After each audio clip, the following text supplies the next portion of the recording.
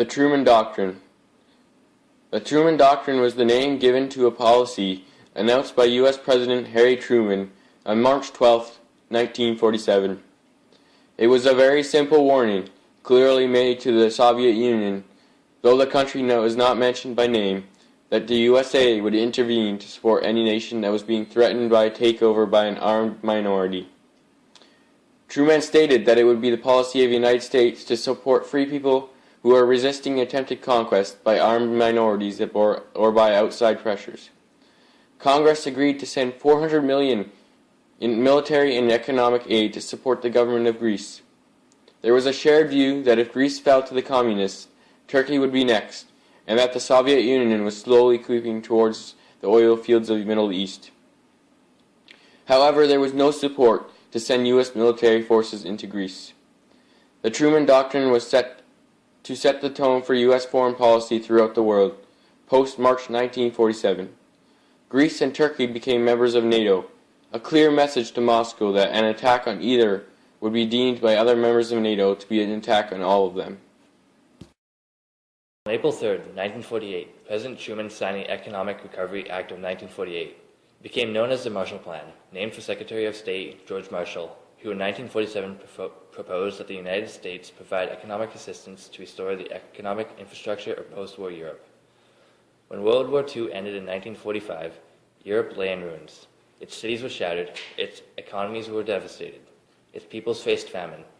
In the 2 years after the war, the Soviet Union's control of Eastern Europe and the vulnerability of Western European countries to Soviet expansionism heightened the sense of crisis. To meet this emergency, Secretary of State George Marshall proposed in a speech at Harvard University on June 5, 1947, that European nations create a plan for their economic reconstruction and that the United States provide economic assistance. On December 19, 1947, President Harry Truman sent Congress a message that followed Marshall's ideas to provide economic aid to Europe. Congress overwhelmingly passed the Economic Cooperation Act of 1948, and on April 3, 1948, President Truman signed the act that became known as the Marshall Plan. Over the next 4 years, Congress appropriated $13.3 billion for European recovery. This aid provided much-needed capital and materials that enabled Europeans to rebuild the continent's economy. For the United States, the Marshall Plan provided markets for American goods, created reliable trading partners, and supported the development of stable democratic governments in Western Europe. Congress's approval of the Marshall Plan signaled an extension of the bipartnership of World War II into the post-war. Formation of NATO. The North Atlantic Treaty Organization was founded to serve three purposes: to deter Soviet expansionism, to forbid the revival of nationalist militarism in Europe through a strong North American presence on the continent, and to encourage European political integration.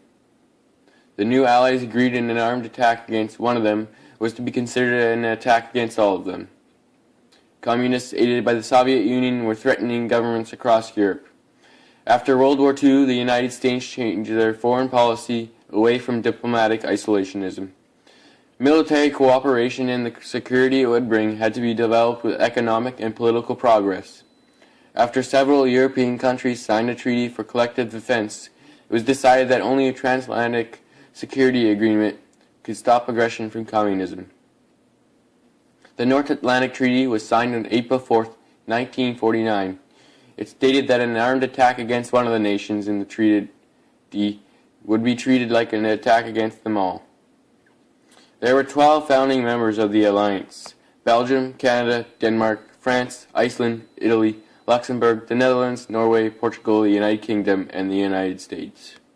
For freedom and for peace.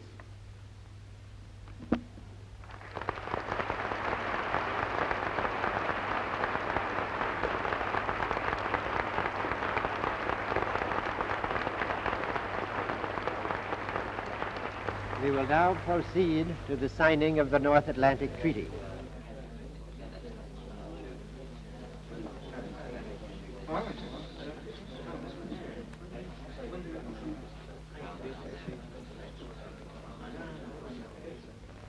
The treaty shall enter into force between the states which have ratified it as soon as the ratifications of the majority of the signatories